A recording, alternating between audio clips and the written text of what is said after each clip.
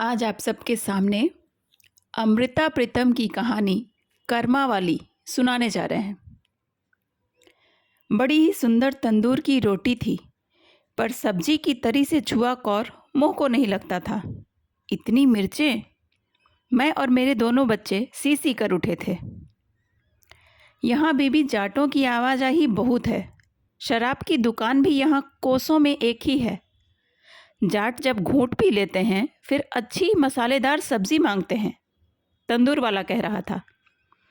यहाँ जाट शराब, हाँ बेबी, घूंट शराब का तो सभी पीते हैं, पर जब किसी आदमी का खून करके आए तब ज़रा ज़्यादा ही पी जाते हैं। अभी तो परसों तरसों कोई 5-6 आ गए थे। एक आदमी मार आए थे, खूब चढ़ा रखी थी, लगे शरारतें करने। वह देखो, मेरी 3 कुर्सियाँ टूटी पड़ी हैं।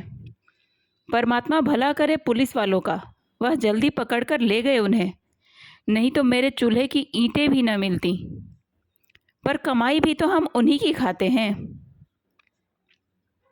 कौशल्या नदी देखने की सनक मुझे उस दिन चंडीगढ़ से फिर एक गांव में ले गई थी, पर मित्रों से चली बात शराब तक पहुंच गई थी, और शराब से खून खराबे तक। मैं उस गांव से जल्दी जल्दी बच्चों को लेकर लौटने को हो गई थी। तंदूर अच्छा लिपा पुता और अंदर से खुला था, और भीतर की ओर एक तरफ कोई 6-7 खाली बोरियां तान कर जो पर्दा कर रखा था, उसके पीछे पड़ी 3 खाटों के पाए बताते थे कि तंदूर वाले के बाल बच्चे और औरत भी वहीं रहते थे। मुझे लगा इतना बड़ा खतरा नहीं था। वहाँ पर औरत की रिहाइश थी, इज्जत की रिहाइश थी।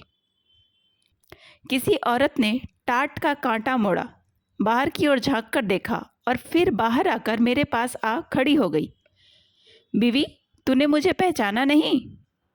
नहीं तो। वह एक सादी सी जवान औरत थी।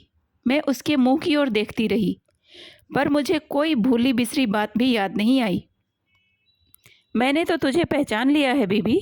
पिछले साल, न, उससे भी पिछले साल तो यहाँ आई थी ना? आई तो थी। सामने मैदान में एक बारात उतरी थी। हाँ, मुझे याद है। वहाँ तूने मुझे डोली में बैठी हुई को रुपया दिया था। बात याद आई। 2 साल पहले मैं चंडीगढ़ गई थी। वहाँ पर नया रेडियो स्टेशन खुलना था, और पहले दिन के समागम के लिए मेरे दिल्ली के दफ्तर ने मुझे वहाँ एक कविता पढ़ने के लिए भेजा था। मोहन सिंह तथा एक हिंदी कवि जालंधर स्टेशन की तरफ से आए थे। समागम जल्दी ही खत्म हो गया था, और हम 3-4 लेखक कौशल्या नदी को देखने के लिए चंडीगढ़ से इस गांव में आए थे। नदी कोई 1.5 मील ढलान पर थी, और वापसी चढ़ाई चढ़ते हुए हम सब चाय के एक एक गर्म प्याले को तरस गए थे। सबसे साफ और खुली दुकान यही लगी थी। यहीं से चाय का एक एक गर्म प्याला पिया था। उस दिन इस दुकान पर पक रहे मांस और तंदूरी रोटियों के साथ साथ मिठाई भी काफ़ी थी। तंदूर वाला कह रहा था, आज यहाँ से मेरी भांजी की डोली गुजरेगी, मेरा भी तो कुछ करना बनता है ना। और फिर सामने मैदान में डोली उतरी। डोली किसी पिछले गांव से आई थी, उसे आगे जाना था। रास्ते में मामा ने स्वागत किया था। रुको, मैं नई दुल्हन का मुंह देखाऊं, भला उसके मुंह पर आज कैसा रंग है। मुझे याद है मैंने कहा था, और आगे से मेरे साथियों ने जवाब दिया था, हमें तो कोई डोली के पास नहीं जाने देगा, तुम ही देखाओ, पर खाली हाथों न देखना। मैं एक मुस्कुराहट लिए डोली के पास चली गई। डोली का पर्दा एक तरफ से उठा हुआ था। मैंने पास में बैठी नाइन से पूछा था, मैं दुल्हन का मुंह देख लूं? बीबी जी, सदके देख, हमारी लड़की तो हाथ लगाए मैली होती है। और सचमुच लड़की की श्रृंगार पूरी नत्थ में जो मुस्कुराहट का मोती चमक रहा था, उसका रंग झेलना कोई आसान नहीं था। मैंने 1 रुपया उसकी हथेली पर रखा, और जब लौटी तो मेरे साथी कह रहे थे, क्षण भर पहले जब तुमने कविता पढ़ी थी, कॉलेज की कितनी लड़कियों ने रुपए रुपए के नोट पर तुम्हारे हस्ताक्षर करवाए थे। उस बेचारी को क्या मालूम होगा कि वह रुपया उसे किसने दिया था। कहीं जानती होती हस्ताक्षर ही करवा लेती। 2 साल पहले की बात थी, मुझे पूरी की पूरी याद आ गई। तो वह डोली वाली लड़की? हाँ बीबी। जाने किस घटना ने उसे 2 वर्षों में लड़की से औरत बना दिया था।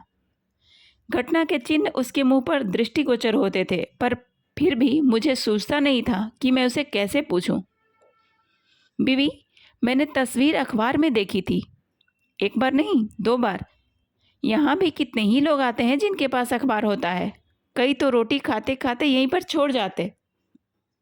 सच? और फिर तूने पहचान ली थी? मैंने उसी वक्त पहचान ली थी। पर बीबी, वे तेरी तस्वीर क्यों छापते हैं? मुझसे जल्दी कोई जवाब न बन पड़ा। ऐसा सवाल पहले कभी किसी ने नहीं किया था। कुछ लजाते हुए मैंने कहा, मैं कविताएं कहानियां लिखती हूँ ना। कहानियां? बीबी, क्या वे कहानियां सच्ची होती हैं या झूठी? कहानियां तो सच्ची होती हैं, वैसे नाम झूठे होते हैं ताकि पहचानी न जाए। तू मेरी कहानी भी लिख सकती है बीवी। अगर तू कहे तो मैं ज़रूर लिखेगी। मेरा नाम कर्मा वाली है। मेरा तो चाहे नाम भी झूठा ना लिखना, मैं कोई झूठ थोड़ी ही बोलूँगी। मैं तो सच कहती हूँ, पर मेरी कोई सुने भी तो? कोई नहीं सुनता। वह मेरा हाथ पकड़कर मुझे टाट के पीछे बड़ी खाट पर ले गई। जब मेरी शादी होनी थी ना, मेरे ससुराल से 2 जनी मेरा नाप लेने आई। उनमें से एक लड़की मेरी उम्र की थी, बिल्कुल मेरे जितनी। वह किसी दूर के रिश्ते से मेरी ननद लगती थी। मेरी सलवार कमीज़ नाप कर कहने लगी, बिल्कुल मेरी ही नाप है। भाभी, तू चिंता ना कर, जो कपड़े सिऊंगी तुझे बिल्कुल पूरे आएंगे। और सचमुच वरी के जितने भी कपड़े थे मुझे खूब अच्छी तरह से आते थे। वही ननद मेरे पास कितने महीने रही और बाद में भी मेरे कपड़े वही सीती रही। मेरा चाव भी बहुत करती थी। मुझे कहा करती थी, भाभी, चाहे मैं 2 महीने के बाद आऊँ, चाहे 6 महीने के बाद, पर तू किसी और से कपड़े मत सिलाना। मुझे भी वह अच्छी लगती थी। सिर्फ उसकी एक बात मुझे बुरी लगती थी। मेरा जो भी कपड़ा सीती थी पहले स्वयं पहन कर देखती थी। कहती थी, तेरा मेरा नाप एक है, देख मुझे कैसे पूरा है, तुझे भी पूरा आएगा। और सारे कपड़े पहनते समय मेरे मन में आता था, कपड़े भले ही नए हों, पर हैं तो उसके उतारे हुए ही ना। रस्सी के साथ टंगे हुए टाट का पर्दा था, बान की ढीली सी खाट थी, खेस भी खस्ता था, लड़की भी अल्लड़ और अपड़ थी। पर यह ख्याल, इतना नाजुक, इतना मुलायम, मैं चौंक उठी। पर बीवी, मैंने अपने मन की बात कभी नहीं कही, जाने बेचारी का मन छोटा हो जाए।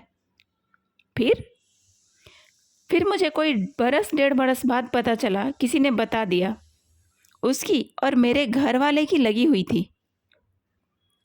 यह उसका दादा पिता के रिश्ते से भाई लगता था, पर एक उसके सगे भाई को यह बात बहुत बुरी लगती थी। वह तो एक बार अपनी बहन की गर्दन उतार देने लगा था। किसी ने मुझे यह भी बताया कि थोड़े समय जब वह बाग गोदने लगी थी तो उसे फिट आ गया था। आंसुओं से भीगी कर्मा वाली ने मेरा हाथ पकड़ लिया। बीबी, तू मेरी मन की बात समझ ले। मुझसे उतार नहीं पहना जाता। मेरी गोट किनारा वाली शलवारें, मेरी तारों जड़ी चुनरियाँ और मेरी सलमों वाली कमीज़ें, सब उसका उतार। और मेरे कपड़ों की भांति मेरा घर वाला भी। कर्मा वाली की आवाज़ के आगे मेरी कलम झुक गई। कौन लेखक ऐसा फिक्रा लिख देता। अब बीबी, मैं वे सारे कपड़े उतार आई हूँ, अपना घर वाला भी। यहाँ मामा मामी के पास आ गई हूँ। इनका घर लिपती हूँ, मेज़ धोती हूँ, और मैंने एक मशीन भी रख छोड़ी है। 4 कपड़े सी लेती हूँ और रोटी खा लेती हूँ। भले ही खद्दर जुड़े चाहे लट्ठा, मैं किसी का उतार नहीं पहनती। मेरा मामा सुलह कराने को फिर रहा है, मेरे मन की बात नहीं समझता। मैं जैसे जी रही हूँ वैसे ही जी लूँगी और कुछ नहीं चाहती। तू सिर्फ एक बार मेरे मन की बात लिख दे। कर्मा वाली की जिस जिस्म के साथ कहानी घटी थी उसे मैंने एक बार अपनी बाहों में भींचा। कितनी मजबूत देह थी, कितना मजबूत मन। यह चौकीदा, यहाँ मैं पल भर पहले मिर्चों से शराब और शराब से खून खराबे पर पहुँचती बात से घबरा गई थी। वहाँ पर कर्मा वाली कितनी दिलेरी से जी रही थी। बाहर सड़क पर शिमले से आती मोटरें गुजरती थीं, और जिनकी सवारियां रेशमी कपड़ों से लिपटी हुई कई बार पल भर के लिए इस दुकान पर चाय के प्याले के लिए रुक जाती थीं, या सिगरेट के डिब्बी के लिए, या गर्म तंदूरी रोटी के लिए। वे जिनके पहन रखे रेशमी कपड़े जाने किस किस की उतार थे, और कर्मा वाली उनकी मेज पोंछती थी, कुर्सियां झाड़ती थी। वह कर्मा वाली जिसने एक खद्दर की कमीज पहन रखी थी, जो अपने जिस्म पर किसी का उतार नहीं पहन सकती थी। बीबी, मैंने तेरा वह रुपया संभाल कर रखा हुआ है। सचमुच? अब तक? हाँ बीबी, वह रुपया मैंने उस समय अपनी नाइन को पकड़ा दिया था। और फिर उसके दूसरे दिन की ही बात थी जब मैंने तेरी तस्वीर देखी थी। मैंने नाइन से वह रुपया लेकर संभाल लिया था। तू बीबी मुझे उस रुपये पर अपना नाम लिख दे। फिर तू जब मेरी कहानी लिखेगी मुझे ज़रूर भेजना। और कर्मा वाली ने उठकर खाट के नीचे रखा ट्रंक खोला। ट्रंक में एक लकड़ी की संदूकची थी। उसने रुपये का तह किया हुआ नोट निकाला। मैं अपना नाम लिख देती हूँ कर्मा वाली है। मैंने जाने कितनी लड़कियों के नोटों पर अपना नाम लिखा होगा, पर आज मेरा दिल चाहता है तू मेरे नोट पर अपना नाम लिख दे। कहानी लिखने वाला बड़ा नहीं होता, बड़ा वह है जिसने कहानी अपने जिस्म पर झेली है। मुझे अच्छी तरह से लिखना नहीं आता। कर्मा वाली लजा सी गई और फिर बोली, मेरा नाम कहानी में ज़रूर लिखना। मैंने पर्स से नोट भी निकाल लिया और कलम भी। कर्मा वाली है, आज तेरी कहानी लिख रही हूँ। वही रुपए के नोट पर लिखा हुआ तेरा नाम आज इस कहानी के माथे पर पवित्र टीके की भांति लगा हुआ है। यह कहानी तेरा कुछ नहीं संवारेगी, पर यह भरोसा रखना, वे दिल भी इस तेरे टीके को प्रणाम करते हैं जिनके खून का रंग इस तेरे टीके के रंग से मिलता है, और वे माथे भी एक लज्जा से इसके आगे झुकते हैं जिन्होंने अपने गलों में जाने किस किस के उतार पहन रखे हैं।